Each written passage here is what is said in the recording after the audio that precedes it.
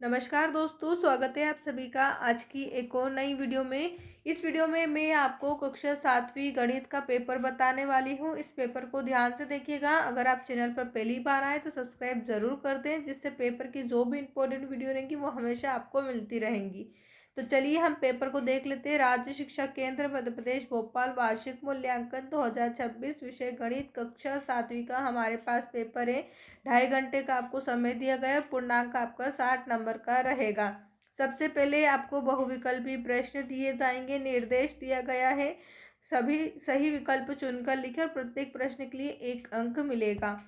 पहला प्रश्न है जिसमें आपको 2/3 + 1/6 का मान बताना है। 4 ऑप्शन दिए गए हैं। सही उत्तर आपको बताना है ऑप्शन सी 4।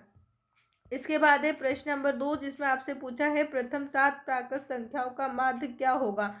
प्रथम 7 प्राकृत संख्या आपको 1 से लेकर 7 तक की सभी संख्याओं का माध्य निकालना है। तो इसका माध्य आप निकालेंगे, उत्तर आपका 4 आएगा। ऑप्शन सी पर आपको 4 दिया गया है, 4 पर टिक कर देना है।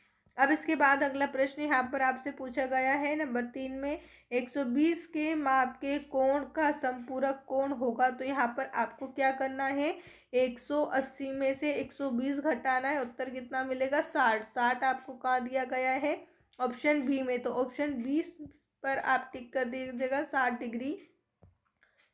इसके बाद अगला प्रश्न यहाँ पर आपसे पूछा है नंबर 4 में, भिन्न 12/16 का प्रतिशत रूप होगा। भिन्न 12/16 का प्रतिशत निकालना है। तो कैसे निकालेंगे, 12/16 गुणित 100। अब आप इसको सोल्व करेंगे तो आपका उत्तर यहाँ पर निकल कर आएगा 75%।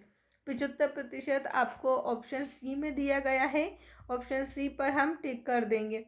सभी प्रश्नों को ध्यान से देखें और नोट करके इन्हें याद अवश्य कर लें। आप हमारे चैनल पर पहली बार आए तो सब्सक्राइब भी ज़रूर करें। प्रश्न नंबर 5 है, -3/5 गुणित 7 का गुणनफल होगा। यहाँ पर आपको -3/5 × 7 का गुणा करना है। 3 का 7 में करेंगे 21 मिलेगा, बटे का 5 और -21/5 आपका उत्तर है। -21/5 आपको कौन से ऑप्शन में दिया गया है, डी में। डी पर आप टिक करिएगा, ऑप्शन डी आपका सही उत्तर है। इसके बाद आपको यहाँ पर रिक्त स्थान आपसे पूछे गए हैं। सभी रिक्त स्थानों को ध्यान से देख लीजिएगा।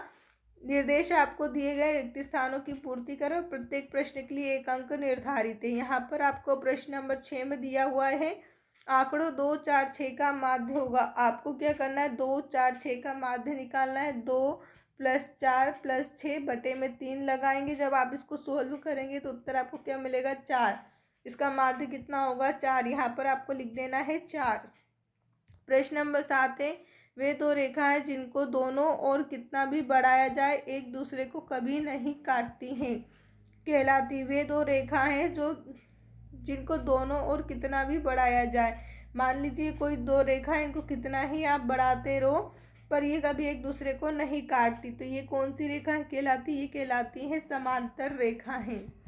कैसी रेखाएं कहलाती है, समांतर रेखा। ये रेखा इस प्रकार से भी हो सकती है, इस प्रकार से भी हो सकती हैं। अब इसके बाद है प्रश्न नंबर 8, एक त्रिभुज में भुजाएं होती हैं। आप यहाँ पर त्रिभुज बनाइए। अब इसमें भुजाएं गिनी कितनी हैं, 1, 2 और 3। एक त्रिभुज में कितनी भुजाएं होती हैं, 3 भुजाएं होती हैं। इसके बाद आपको यहाँ पर प्रश्न नंबर 9 दिया हुआ है, जिस मूल्य पर कोई वस्तु खरीदी जाती है वहाँ उसका कहलाता है। आपने कोई वस्तु खरीदी है किसी मूल्य पर, तो उसे हम क्या कहेंगे, क्रय मूल्य। यहाँ पर आपको क्या लिखना है, क्रय मूल्य। उसे हम क्रय मूल्य कहते हैं। प्रश्न नंबर 10 है, परिमेय संख्या 4/7 का योज्य प्रतिलोम है। यहाँ पर आपसे योज्य प्रतिलोम पूछा गया है। तो आपको क्या करना है, ये प्लस में दी गई है, इसको माइनस में कर देना है। -4/7 ही आपका उत्तर रहेगा।